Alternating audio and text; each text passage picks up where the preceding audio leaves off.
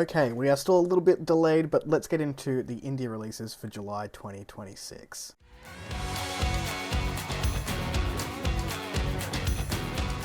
Hello everyone, welcome back to A Fictional Escapist. My name is Kris, and today's video is going to be the indie releases that came our way for July of this year.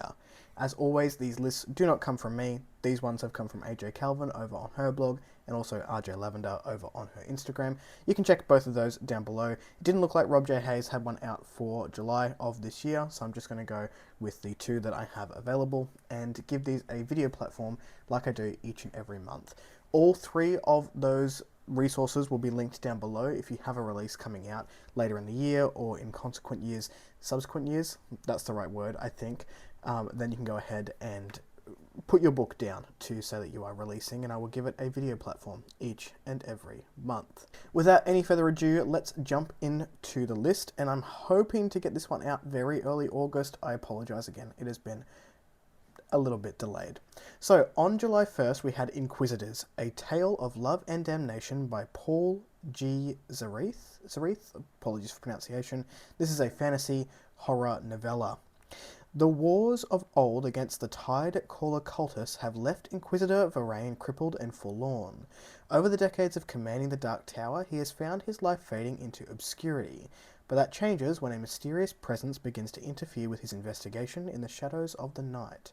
Once feared, now forgotten, Varain has long relinquished his yearnings for affection, but after seeing the gruesome handiwork of an unknown outsider, something warm begins to unexpectedly blossom in his heart once again. Very ominous cover on this one. Also on the 1st of July we had Golden Tongue. This is Silver Tongue series, book number 2 by Gabrielle R. Hurd. We've got quite a few romanticies in this list this month, so if you are a romantasy reader, you're in for a treat. This is a book 2 and it says The Silver Wolf Has Returned. We've got a cool cover here as well. I apologise, you're going to hear the washing machine in the distance, but I'm very time poor. I will try and minimise that noise as much as possible. On the 6th of July, we had the Halonyx Sequence by Bailey Marshall. This is a book number 1, and it looks like it is sci-fi. I'm going to say sci-fi, maybe sci-fi romance. The cruelest thing about a government built to save you is how quietly it erases you instead. Ooh, a banger of first line of that blurb. At least that's what Genevieve Vara thinks. A hacker with a bratty mouth and a talent for disobeying orders, she's forced to serve the system her father helped build, the same one he vanished in without a trace. Her job is simple: scrub the remnants of artificial intelligence from the ruins of the war. But when the code she's meant to destroy starts erasing her identity from the inside, she realizes that the war never ended, it just learned to hide. And Seren Calder is complicit by design. A Black Ops Sentinel built from grief and sharpened by Protocol, that's the word, Seren is assigned to keep her in line. Compliance in the system didn't kill his ghosts, it taught him how to live with them. But when she looks at him like he's not already dead, he becomes the one thing the world can't contain, a man who chooses. Order is the only thing keeping him together. It's the only thing tearing her apart. She'll do anything to protect her agency until she discovers what they took from him and what they might already be taking from her. Because those who fall out of line don't just die, they disappear. That actually sounds really cool. I'm quite intrigued by that one. Also on the 6th of July we had Shadowbound. This is by Gabby Garek, and this says Riva Bergamo awaits an execution she doesn't deserve. Being highborn means she's given a choice, death by axe or exile to the bloodthirsty vampire community known as the Hive. After years of unhappiness concealing her taboo magical abilities, Riva is ready to greet death, but when her loved ones are threatened with a similar fate, she sacrifices herself. This glittering nocturnal world wraps its arm around Riva, seating her at the right hand of the ruling regent.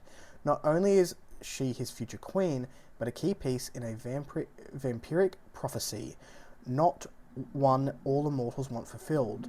Amidst political turmoil, Riva finds herself entangled in a steamy romance, surfacing familiar temptations from the past. Apologies, we've got dogs barking. It's a very noisy video today. On the 7th of July, we have potentially my cover pick for the month, because this is very cool. The Final Chronicle of Yeneh by Joe Miles. This is sci-fantasy. Step into a portal fantasy wrapped in a wondrous science fiction adventure. Lady Ada Quintrell, heir to her grandfather the Duke of Corbridge, wants nothing more than to see her family's new planet successfully terraformed, restoring their fortune and ensuring them a stable future. That means shutting away her whimsical side, including the beloved Chronicles of Yeneh, a children's portal fantasy written by her own ancestor, and refusing the requests of Dr. Zamora, the xenobiologist who is beginning to study the planet's native life before it's driven extinct. Ada's own encounters with the native life are vicious and unsettling, but when Zamora trespasses into an infested zone, Ada goes after him and discovers the astonishing truth. Not only does this planet have native sentient life, but those beings share a connection to her family that's older, deeper, and closer to her heart than she could have ever imagined. That sounds pretty cool as well. We also have The Revenant of Sorolifia, apologies if that's not pronounced correctly, by Florence Chin, and I have been curious about this one. I didn't realize it was releasing so soon, but this one has been on my radar thus far in the year. This says, secrets are often liabilities, but sometimes they are power. Lucas Rhine has seen enough violence. When the Empire of Colors slaughters 17,000 of his silver-eyed kin, Lucas buries his hatred, hides his eyes behind coloured lenses, and vows to become the Imperial Gandamir's commander. He will liberate his annexed island home through a diplomatic succession. Usurped Prince Floric wants his throne back. When violent revolutionaries help him escape from prison, he joins them. They need a silver-eyed champion to rally the people, and he needs their resources to defeat the Gendarmere protecting the usurper. Sorry, I probably butchered that. When Faye's escape costs Lucas his promotion, Lucas adds revenge to his list of reasons to stop the bloody revolution. While the two hunt each other across the country, the Empire's warships are landing in 2 weeks to exterminate everyone with silver eyes. If Lucas and Faye can't unite their forces against the Imperial fleet, there will soon be nothing left of the people they're both trying to liberate. That sounds excellent, and I need to get my hands on a copy of that one. Also on the 7th of July, we have Greed of Giants, a mythology-rich standalone fantasy romance with slow burn yearning by Angela J. Ford. And we've got the romantasy cover here. A forbidden love, a sleeping fire god, a scholar who dares to wake him. Exiled for breaking too many rules, Scholar Ilaris is sent to catalogue the forgotten runes of the fire giants, erased from history. Then the earth splits open. She awakens Killian, a chained fire giant prince, furious, achingly beautiful, and dangerous enough to destroy kingdoms. His touch burns, his freedom could end the world, and a blood oath has bound them together on an impossible quest. But the one thing they both crave to touch is the one thing that could destroy them. And desire is not the only danger waking beneath the earth. Killian is only the beginning. Ancient powers are waking, the gates are weakening, and the unmaking are coming. Bound by magic and forbidden desire, Ilaris and Killian must choose what they are willing to sacrifice and whether love is worth burning for.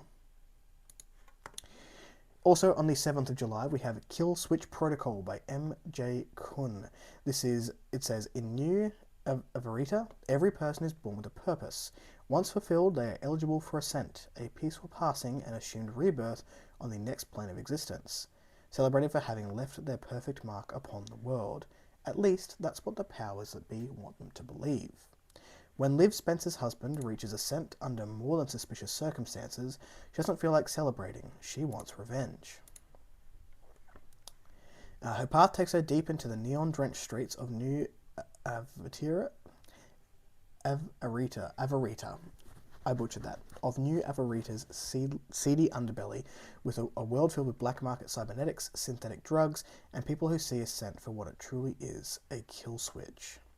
Liv is soon embroiled in an anarchist plot to overthrow the ruling body of New Avarita, but the further she sinks into this world, the blurrier the line between righteous rebellion and terrorism begins to grow.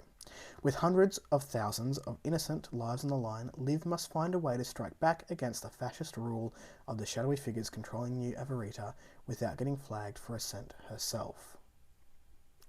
That sounds pretty cool as well. We've got quite a few releases coming out on the 7th of July. The next one is Untamed, an assassin and prince romantasy. This is by Annalise Song and it says book 1 of 2, so of the Primorian Crown series. She was hired to kill a Fey prince. She bound their lives together instead. Sarah has one last job before she walks away from the Obsidian Hand forever.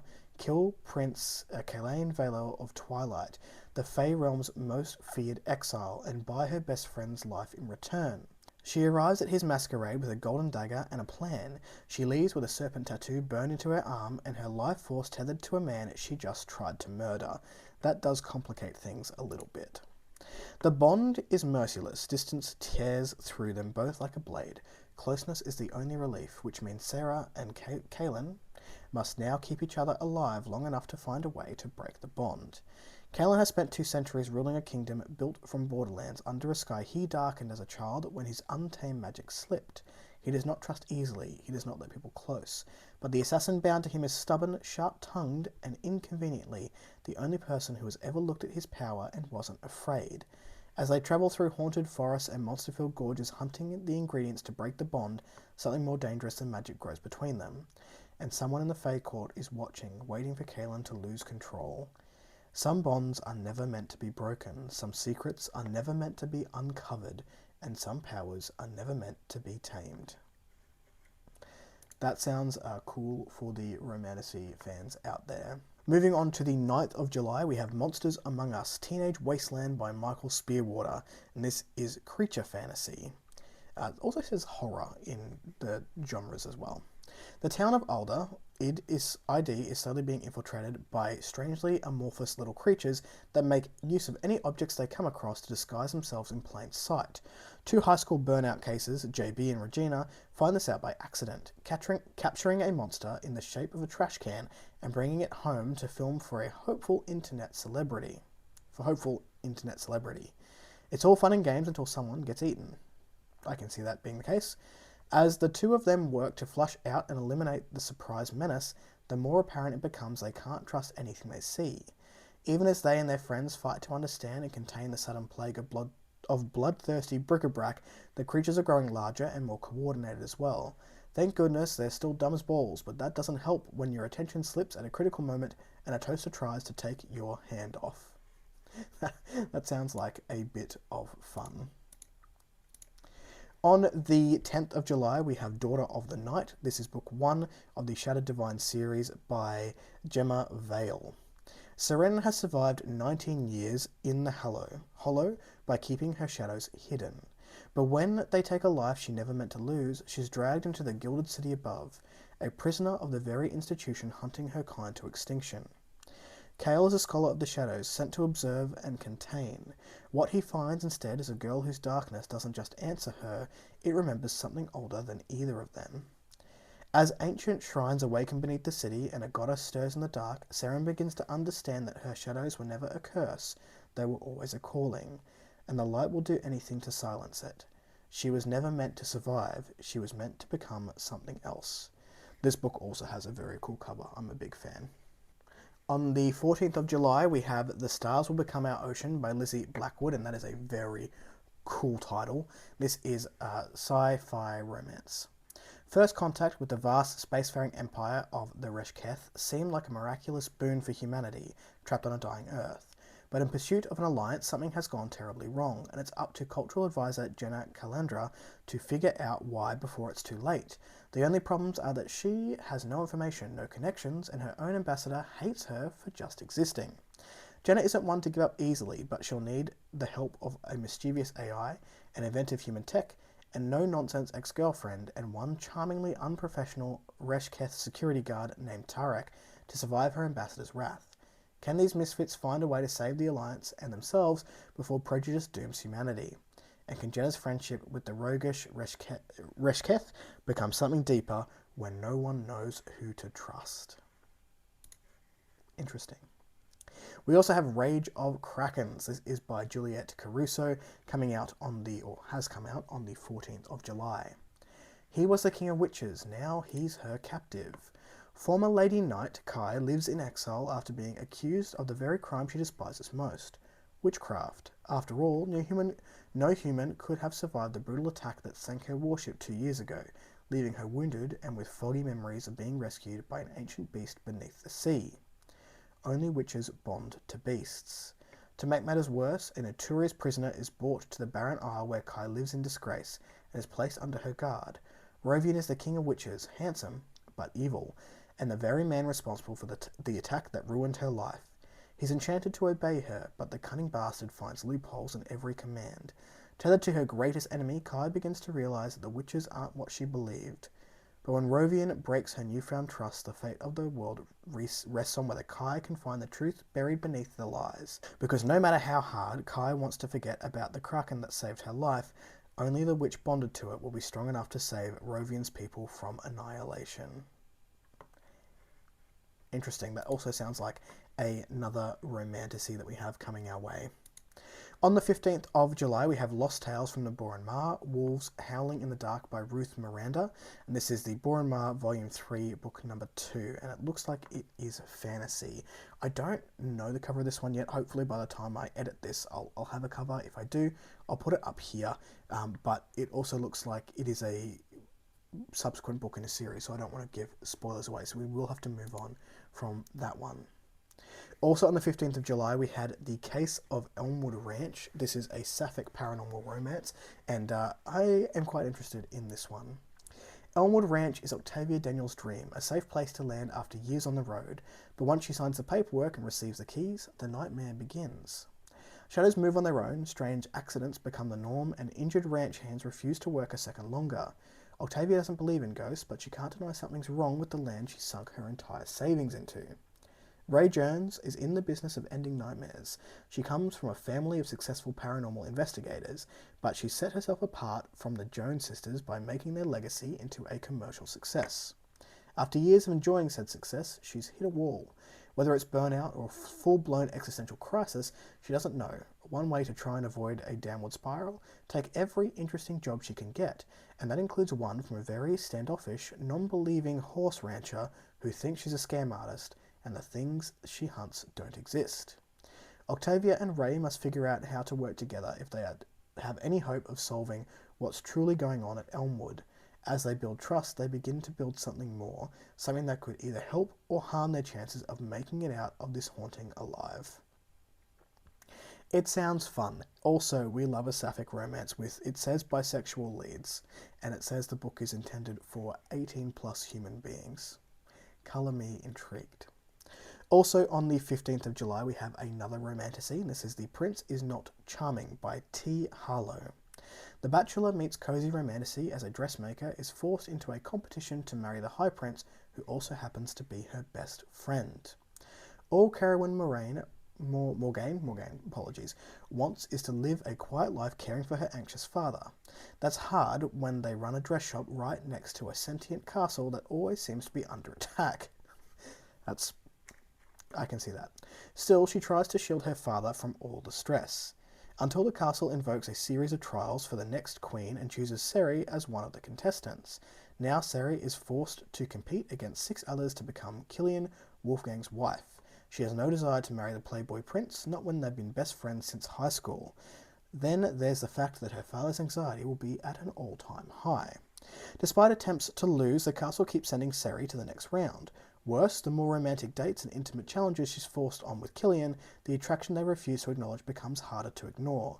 When the lines of their friendship are blurred, neither are prepared for the consequences, especially when the castle's true motivations for the competition are revealed, putting their feelings, their friendship, and their future at risk. It says it is standalone, cozy, and spicy. So, if you are interested in that sort of thing, now is the time. It does sound quite delightful.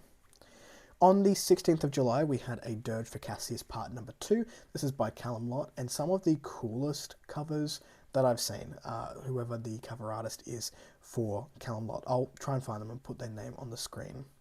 Fear of the Red Hand cult spreads across the galaxy. Just across the galaxy. I can't give too much more away from that. This is what the cover looks like. On the 17th of July, we had The Wildborn, a sci-fi alien romance. This is by Perry Turani, and hopefully I pronounced that correctly.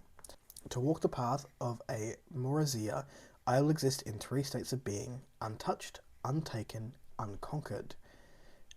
Eirik, a battle-scarred warrior serving the cruel intergalactic empire of the Venari, craves silence from the nightmares tormenting his mind. But while on post to decommission a failed experiment of the planet, a rogue human spacecraft crashes and a reckless decision leaves him stranded, entangled with a woman he never should have saved.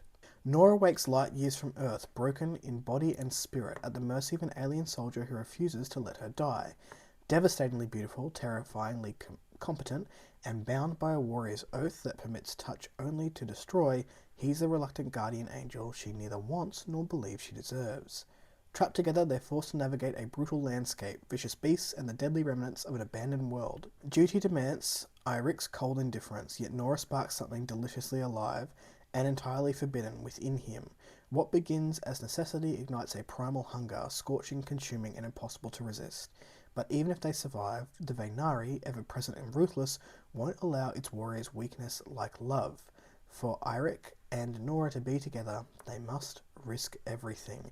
This also sounds quite steamy, so if that is something you're into, there's been a lot of like steamy romances on this list. So I will say that RJ Lavender, with her posts, sometimes if there's a lot of like romantasy and like steamy romance books, it'll be in a separate post. So there was like a whole separate post for them coming out this month. On the 20th of July, we have Requiem, I can pronounce that word, of the Astral Throne. This is by Joseph Young, and it is the Starborn duology book number 2. It looks like this. I already read the first line on camera and I had to cut it because it may potentially be spoilery for book number 1. So here is the cover of the book. If you are looking forward to book 2, then it is now available for you.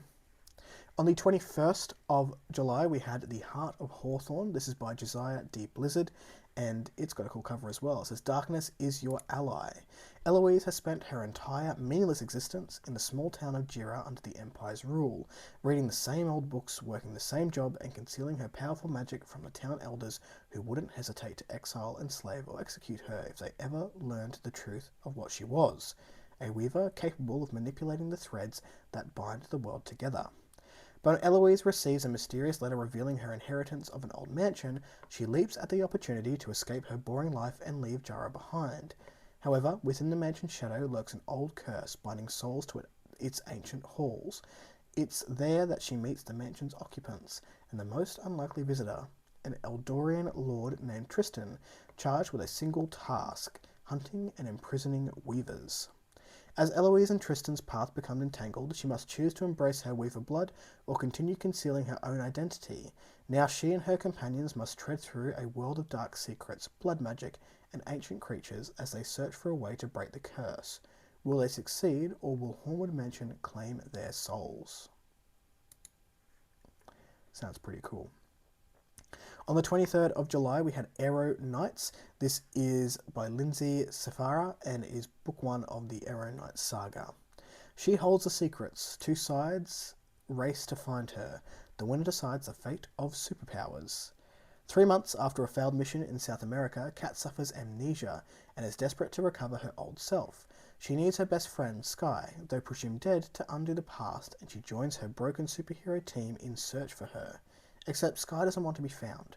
She hides in the Amazon rainforest as the only one knowing the mission's uncovered secret sought by an anti-supercriminal organization, and she aims to remain their primary target to keep her found family safe. But when Sky's location gets leaked, conspiracy unravels. The hunt for a lost friend becomes a global adventure to recover history's best-kept secret, an ancient artifact from a secret civilization of supers. As Kat and Sky struggle against inner demons, rekindling relationships, and clues of old traumas connecting to new threats, the possibility of them returning home alive together dwindles. They must overcome past tragedy through acceptance and second chances, or the world of supers as they know it is lost. Okay, so it sounds like we've got a superhero book there. On the 24th of July, we had He Who Ate the Wild by G.J. Terrell. This is a coming-of-age anime-inspired fantasy. It says, "I have grown hungry. Grief no longer nourishes me. I will eat the wild. Whisper your prayers, light your candles, watch your steps, cherish your life, and most importantly, never let the spirits hear your name." These were his mother's rules before she disappeared, and Kazuki followed them, even when his father was ripped apart by a malevolent spirit.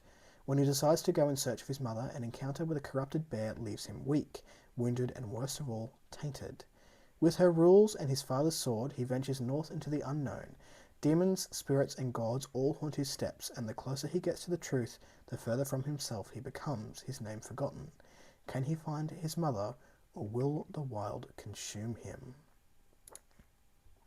I'm pretty excited for that one. On the 25th of July, we had Dark Skies. This is the conclusion to the Dark World saga by J.S. Harmon, and it says, everywhere he walked, an apocalypse followed. This is the cover. This is a series that I'm quite interested in picking up at some point in the future. On the 26th of July, as well, we had Blade Reforged by Niranjan. The cover looks like this, and this is the Echelon book number 2, and it is queer political fantasy. It says, a desperate plan, a dying man, a bond that defies logic. On the 28th of July, we had When Yesterday Ends. This is by S. Jean, and this is cozy fantasy. Nettles Hollow is as good a place as any to restart your life. At least Ambrose Howell hopes so after his life falls apart. The town's got everything he needs, a general store carrying his favourite cigarettes, a library he could get lost in, and a hedge witch who immediately befriends him.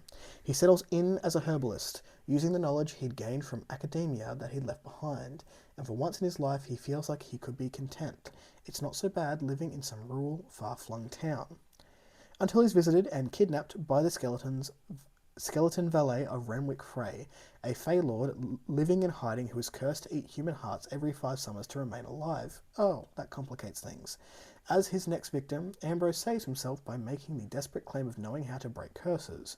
Renwick is charmed enough to let him try, but if Ambrose can't break the curse by summer's end, then his heart is forfeit. The problem, he's never broken a curse in his life, and given the mysterious circumstances of this one, he might even die before summer ends. On the 30th of July, we had Calliope Street by Josh Hansen. This is horror. And it says, Calliope Street is a psychedelic horror novel reminiscent of Burnt Offerings by Robert Marasco, T. Kingfisher's A House with Good Bones, and Dario Argento's surreal horror film Suspiria. Jack and Avery's new home on Calliope Street is a fixer-upper's dream. The lurid collage of pornographic clippings on the basement wall seems like a quirky and campy feature, but once the house awakens, what seemed harmless becomes as horrifying as the blood seeping from the carpet. The house is alive, it's intelligent, and it demands homage. On the 30th of July, we have Gamma Raids. This is book 2 of the Adventures of Kat and Lee by R. Lynn Hanks, and it looks like we've got another sci-fi romantic situation happening here. It just says the adventures of Kat and Lee continue, and this is the cover up in the corner here.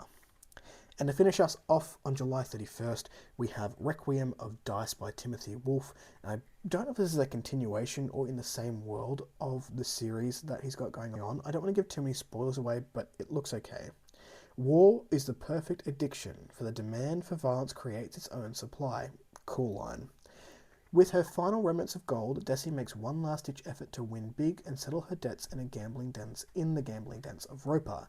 Instead, she comes across Prince Alexander, who offers to fix her monetary woes if she agrees to spy on followers of Misunsia, the spider goddess.